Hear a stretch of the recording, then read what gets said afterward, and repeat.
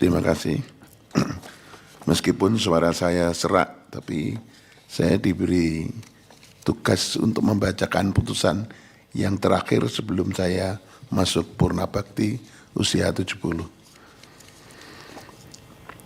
Menimbang bahwa para pemohon juga mempersoalkan konstitusionalitas norma pasal 39 ayat 2 Undang-Undang 8 1999 yang menurut para pemohon telah menempatkan PPKN dalam posisi subordinat dengan kementerian dan seterusnya dianggap telah dibacakan, bahwa para pemohon dalam petitumnya memohon agar sekretariat dimaksud dipimpin oleh sekretaris jenderal yang ditetapkan melalui keputusan presiden. Terhadap petitum demikian mahkamahnya dua, satu dicoret.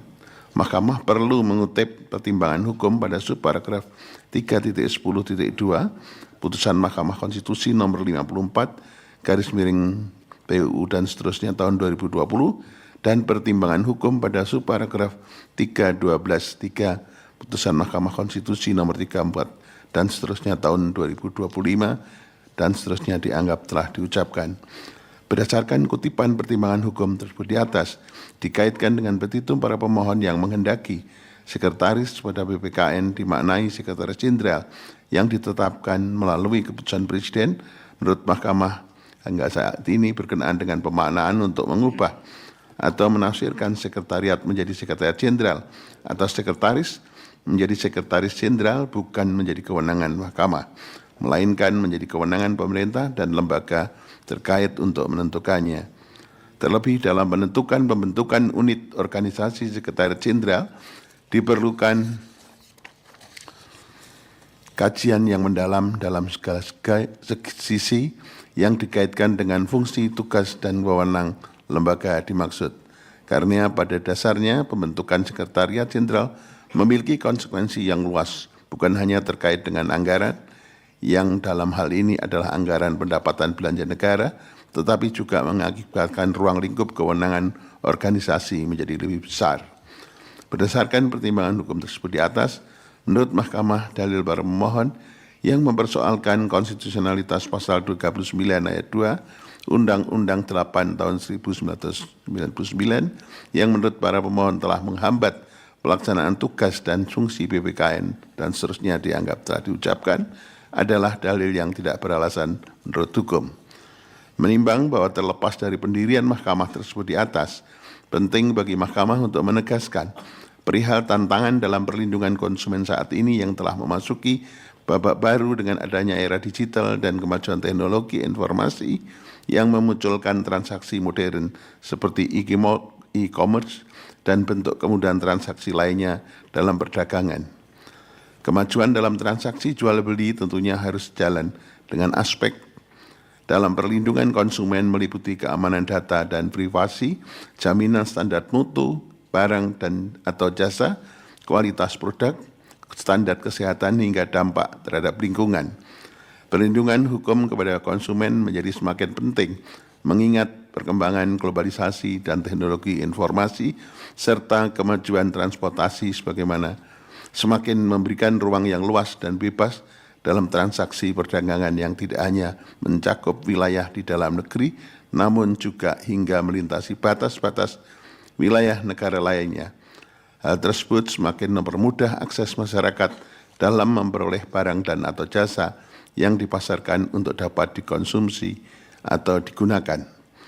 Akibatnya, fenomena demikian sangatlah berpotensi menjadi konsumen sebagai objek aktivitas bisnis semata untuk meraup keuntungan yang sebesar-besarnya oleh pelaku usaha dengan mengesampingkan kepentingan dan keselamatan konsumen. Oleh karena itu, menurut Mahkamah, sebagai bentuk tanggung jawab negara yang diamanatkan konstitusi perlu adanya evaluasi oleh pembentuk undang-undang untuk mengkaji kembali kesesuaian landasan hukum perlindungan konsumen saat ini yang telah berlaku hampir selama 27 tahun, yaitu Undang-Undang 8 tahun 99, dengan dinamika dan kemajuan teknologi dalam aktivitas perdagangan kontemporer yang terus berkembang.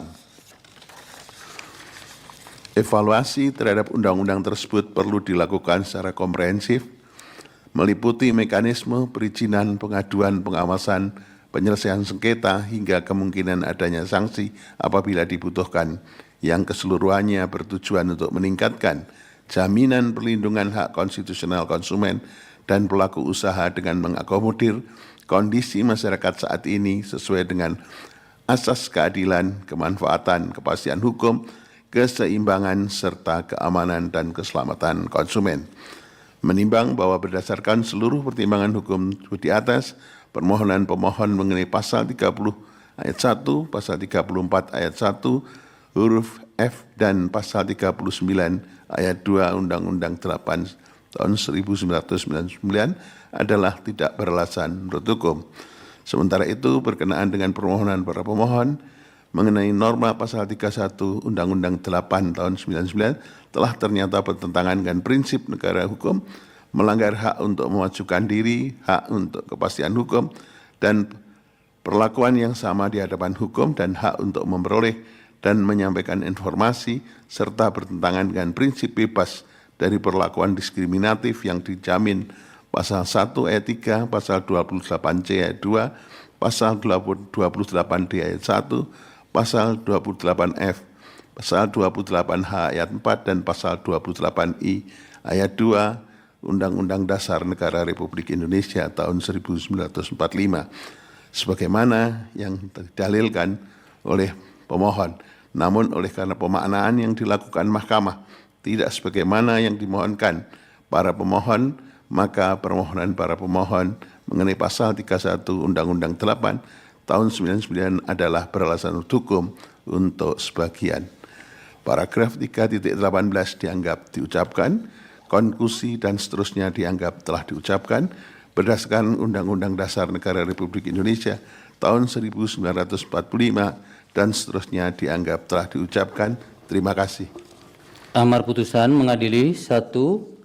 Mengabulkan permohonan para pemohon untuk sebagian. 2. Menyatakan norma pasal 31 Undang-Undang Nomor 8 Tahun 1999 tentang Perlindungan Konsumen Lembaran Negara Republik Indonesia tahun 1999 Nomor 22 tambah Lembaran Negara Republik Indonesia Nomor 3821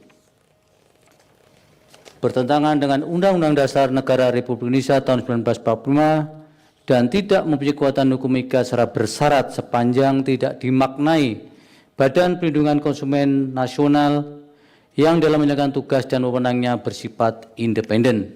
3. Memerintahkan pemuatan putusan ini dalam Berita Negara Republik Indonesia sebagaimana mestinya. 4. Menolak permohonan para pemohon untuk selain dan selebihnya.